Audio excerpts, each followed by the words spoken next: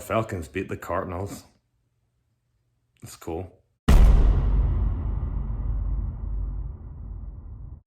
Oh my God, we just beat the Cardinals. Hey, babe, we literally just beat the Cardinals. Did you hear that? Babe. Babe.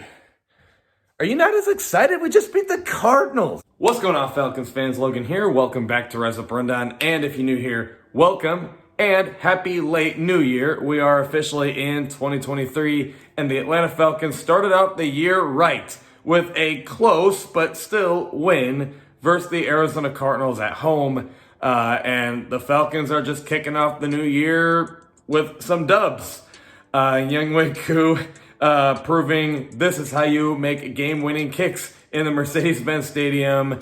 Ohio State fans are incredibly butthurt, and I have no hate against any possible Ohio State fans watching this. I have a lot of family members that are Ohio State fans, so it's not that I have anything against them. It's just, it's kind of funny. That miss from Ohio State really was pretty bad, but regardless, we did kick off the year strong. And but you know who didn't kick off the year strong is that 2021 draft class, though. Now, okay, hold on. I'm not saying that because they played bad in this game proves that they're going to be bad throughout like the majority of the 2023 season. It was really more of just like a build-up to what we're going to talk about.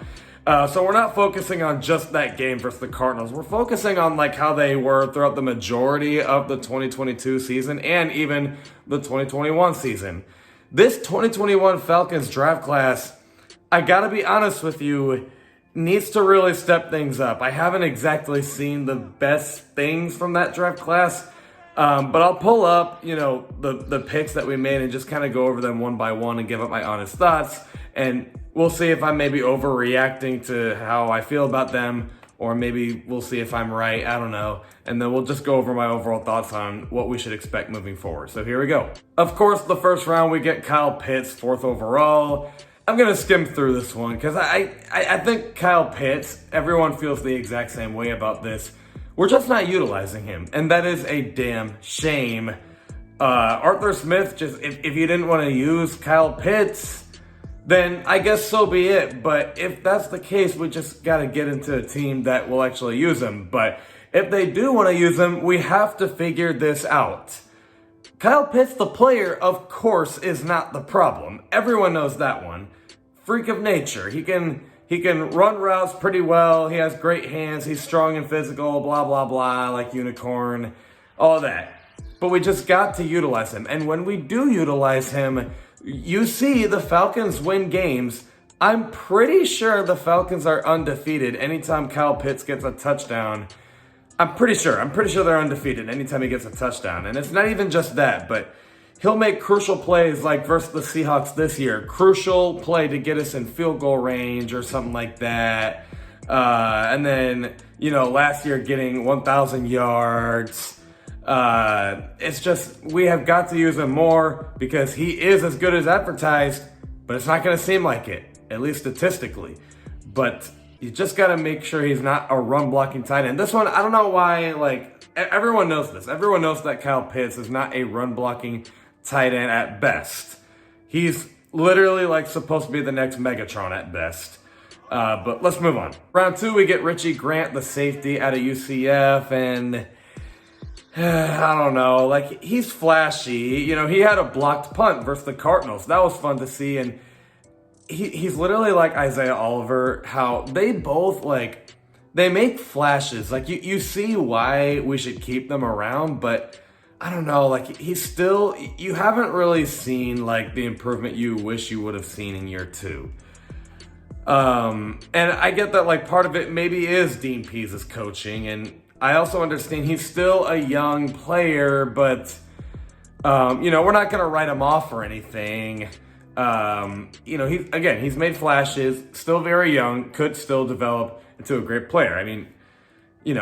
He's had some great games, but he's just not there yet. And I don't want to say I'm not out on Richie Grant. I'm simply just saying, we got to see maybe 1 or 2 more years in him, or else, unfortunately, we just kind of know where this is heading. But For the most part, he's been okay. I think that's just the word for it. I think he's just been okay for us. But we just got to see a little more improvement. Okay, now this next pick, speaking of, you don't really want to write someone off, but this player is a bit of a different story. Jalen Mayfield, the biggest meme ever, like at least for the Falcons.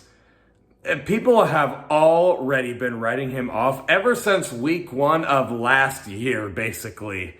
He really was bad. I mean, just watching him, like, there were so many people making fun of the way he practiced over the 2022 offseason. And, he's technically active, but I haven't seen him play a snap this year. They're already replacing him. Like, it looks pretty obvious that this is not heading in the right direction with Jalen Mayfield.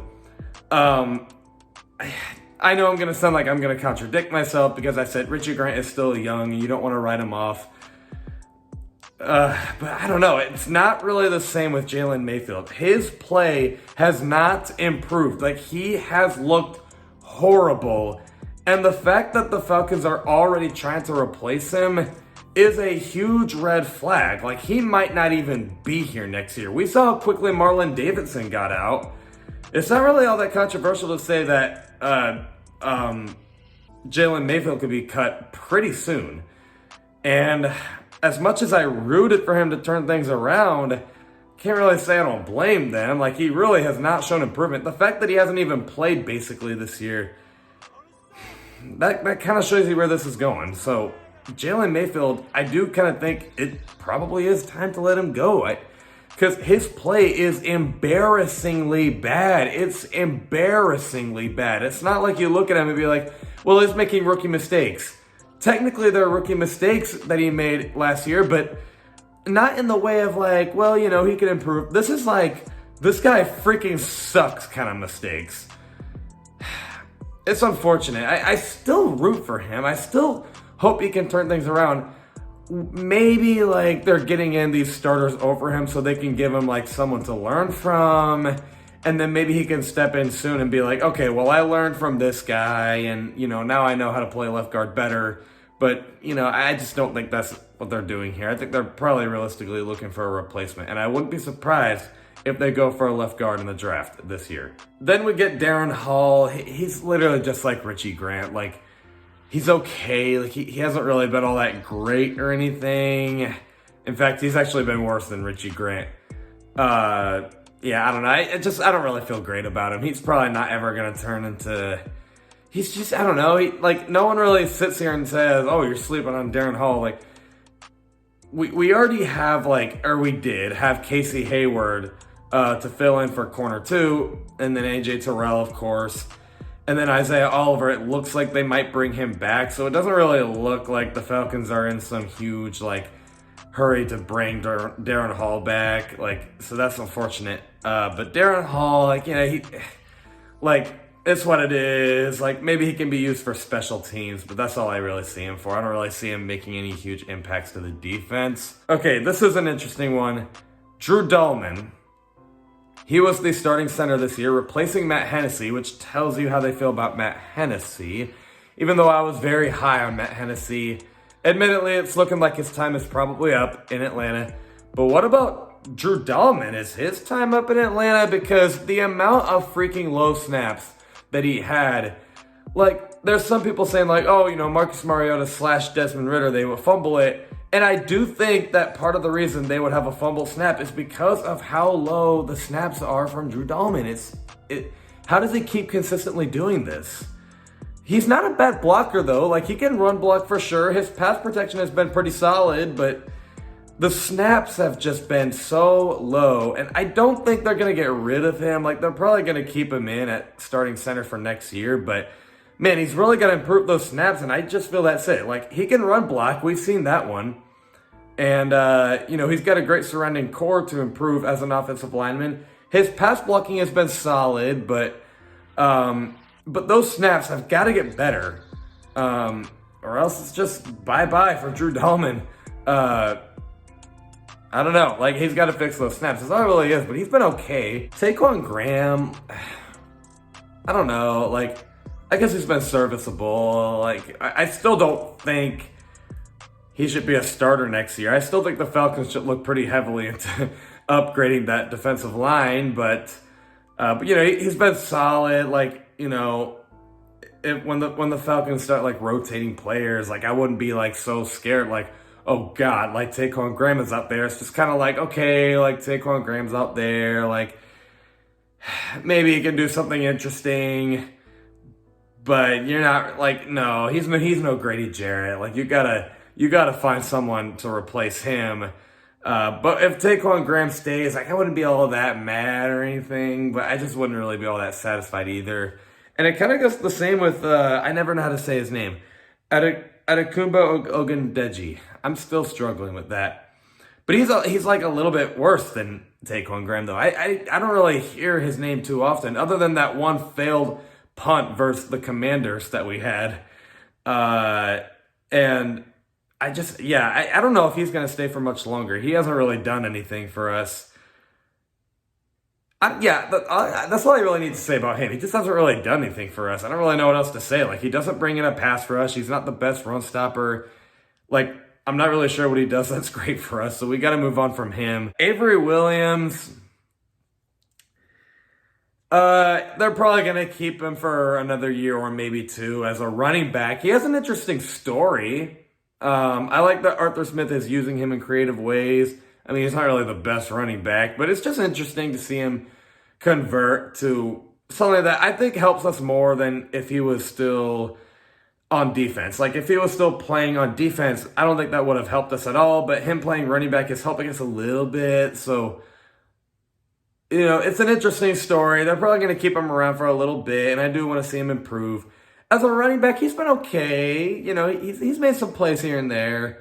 I can't remember. Did he get the touchdown versus the Buccaneers this year? Someone got a running touchdown. I'm pretty sure it was Avery Williams, and if it was, that was fun to see. Like, you know, he can. It's not like he sucks at running back. He's okay, and seeing how Arthur Smith is developing these running backs, maybe he can improve. We saw Cordero Patterson improve. Tyler Algier taken off, and Caleb Huntley had to come back and be an amazing back for us. So maybe Avery Williams could improve, but we'll see. The last player is Frank Darby. I think everyone's kind of out on him. Not really a lot of high expectations there. I think it's pretty safe to say Falcons are looking for a replacement. But yeah, this 2021 draft class, not looking the best.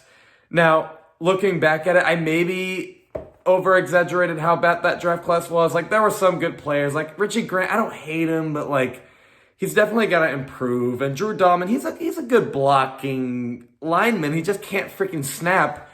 Like, it's always a low snap. Kyle Pitts obviously just needs to be utilized. And Avery Williams maybe could improve. So I probably over-exaggerated it, but it's still not the best draft class we ever had.